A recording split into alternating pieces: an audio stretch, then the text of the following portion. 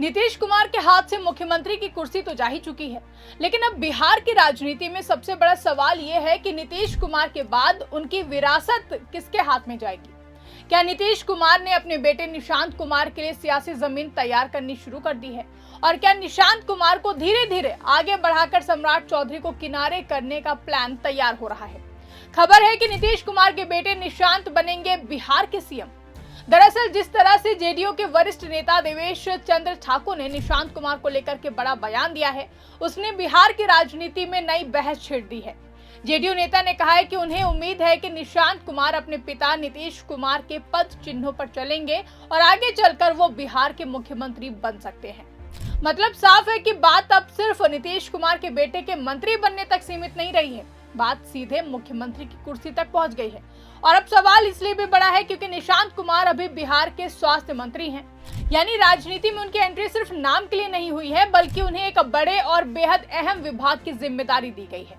मई 2026 में उन्होंने स्वास्थ्य मंत्री के तौर पर काम संभाला था और शुरुआती दिनों में ही अधिकारियों के साथ बैठक कर कई निर्देश दिए थे। तो क्या ये सिर्फ संयोग है या फिर नीतीश कुमार ने अपने बेटे के लिए धीरे धीरे एक ऐसा राजनीतिक रास्ता तैयार करना शुरू कर दिया है जिस पर चल करके निशांत कुमार आने वाले समय में बिहार के मुख्यमंत्री की कुर्सी तक पहुंच सकते हैं। यही सवाल आज बिहार की सियासत में सबसे बड़ा बन गया है, जहां इन्हीं सवालों पर अपनी से स्पेशल रिपोर्ट में करेंगे हम बात। नमस्कार, मैं आकांक्षा और आप देख रहे हैं 4PM न्यूज नेटवर्क।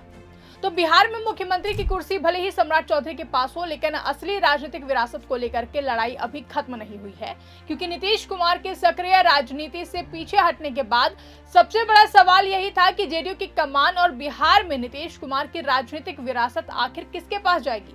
एक तरफ सम्राट चौधरी हैं, जो कि बिहार के बड़े चेहरे के तौर पर मुख्यमंत्री की कुर्सी संभाल रहे हैं। दूसरी तरफ जेडीयू के अंदर नीतीश कुमार की अपनी राजनीतिक विरासत है और अब पहली बार इसी विरासत की चर्चा सीधे नीतीश कुमार के बेटे निशांत कुमार के नाम के साथ होने लगी है। ध्यान दीजिए, ये कोई बाहरी नेता नहीं कह रहा है, बल्कि ये बयान जेडीयू के वरिष्ठ नेता देवेश चंद्र ठाकुर की तरफ से सामने आया है। उन्होंने निशांत को लेकर के कहा है कि वो अपने पिता के पद चिन्हों पर चलेंगे और भविष्य में मुख्यमंत्री बन सकते हैं। अब सवाल उठता है कि देवेश चंद्र ठाकुर ने ये बात ऐसे समय में क्यों कही जब निशांत कुमार को स्वास्थ्य मंत्री बने अभी कुछ ही महीने हुए हैं। क्या ये सिर्फ एक नेता की व्यक्तिगत राय है या फिर जेडीयू के अंदर निशांत कुमार को लेकर भविष्य की राजनीति की तैयारी शुरू हो चुकी है, क्योंकि राजनीति में किसी बड़े नेता के बेटे को लेकर के मुख्यमंत्री पद की चर्चा यूं ही नहीं शुरू होती है। और यहाँ सबसे जरूरी बात यह है कि निशांत कुमार को शुरुआत में ही स्वास्थ्य जैसा बड़ा विभाग दिया गया। इतना ही नहीं, उन्होंने मंत्री बनने के बाद कामकाज में सक्रियता भी दिखाई। छुट्टी के दिन भी अधिकारियों के साथ बैठक करने और स्वास्थ्य व्यवस्था को लेकर के निर्देश देने की खबरें भी सामने आई। यानी निशांत को सिर्फ राजनीतिक विरासत का नाम नहीं दिया जा रहा है, बल्कि उन्हें प्रशासनिक अनुभव भी दिलाया जा रहा है। अब जरा दूसरी तस्वीर देखिए, जिसमें सम्राट चौधरी मुख्यमंत्री हैं, लेकिन अगर भविष्य में जेडीयू अपने पुराने राजनीतिक आधार को फिर से मजबूत करती है और नीतीश कुमार की विरासत को निशांत कुमार के पास दिया जाता है, उनके नाम से जोड़ा जाता है, तो फिर क्या बिहार में सत्ता का समीकरण बदल सकता है। क्योंकि बीजेपी के लिए बिहार में सबसे बड़ी चुनौती यही रही है कि जेडीयू और नीतीश कुमार की राजनीतिक ताकत को कैसे संभाला जाए। नीतीश कुमार का सबसे बड़ा राजनीतिक हथियार उनकी व्यक्तिगत स्वीकार्यता और जेडीयू का संगठन रहा है। अब अगर इस विरासत को उनके बेटे निशांत कुमार के साथ जोड़ दिया जाता है तो फिर जेडीयू के पास भविष्य के लिए एक नया चेहरा तैयार हो सकता है। और यही वजह है कि अब निशांत कुमार को लेकर सिर्फ परिवार की राजनीति नहीं, बल्कि बिहार के अगले पावर गेम की चर्चा होने लगी है। लेकिन यहाँ एक और दिलचस्प बात है, उपेंद्र कुशवाहा भी नीतीश कुमार की विरासत को लेकर के बयान दे चुके हैं। उन्होंने कहा है कि विरासत का मतलब किसी पद पर दावा करना नहीं, बल्कि विचारों और सिद्धांतों को आगे बढ़ाना है। साथ ही उन्होंने दीपक प्रकाश और निशांत कुमार को बिहार के भविष्य से जोड़कर देखा। मतलब बिहार में नीतीश की विरासत की लड़ाई अब कई नामों के बीच में दिखाई दे रही है, उपेंद्र कुशवाहा, सम्राट चौधरी और फिर निशांत कुमार। और इसी बीच सवाल ये है कि आखिर नीतीश कुमार खुद किसे अपना राजनीतिक विरासत सौंपना चाहते हैं। क्या नीतीश कुमार अपने बेटे निशांत कुमार को धीरे धीरे उस मुकाम तक पहुंचाना चाहते हैं जहां आने वाले समय में जेडीयू उन्हें मुख्यमंत्री पद के चेहरे के तौर पर पेश कर सके। अगर ऐसा है तो फिर अभी से पूरा प्लान समझना जरूरी है, जिसमें पहला कदम है निशांत को राजनीति में लाना, दूसरा कदम है उन्हें बड़ी जिम्मेदारी देना, तीसरा कदम है उन्हें जमीन पर सक्रिय करना और चौथा कदम है पार्टी के वरिष्ठ नेताओं से उनके भविष्य को लेकर के बयान दिलवाना। इन चारों चीजों को अगर एक साथ रखकर देखा जाए तो फिर काफी कुछ क्लियर होता है, क्योंकि निशांत कुमार राजनीति में अचानक नहीं आए हैं। पहले डिप्टी सीएम बनने की चर्चा के बीच उन्होंने खुद इससे इनकार किया था और बाद में स्वास्थ्य मंत्री की जिम्मेदारी संभाली, और अब वही निशांत कुमार कुछ महीनों के भीतर बिहार के भविष्य के मुख्यमंत्री के तौर पर चर्चा में है। तो क्या ये नीतीश कुमार की सोची समझी रणनीति है? क्या नीतीश कुमार पहले अपने बेटे को प्रशासन का अनुभव दिला रहे हैं और फिर धीरे धीरे उन्हें जेडीयू के अंदर एस्टैब्लिश किया जाएगा?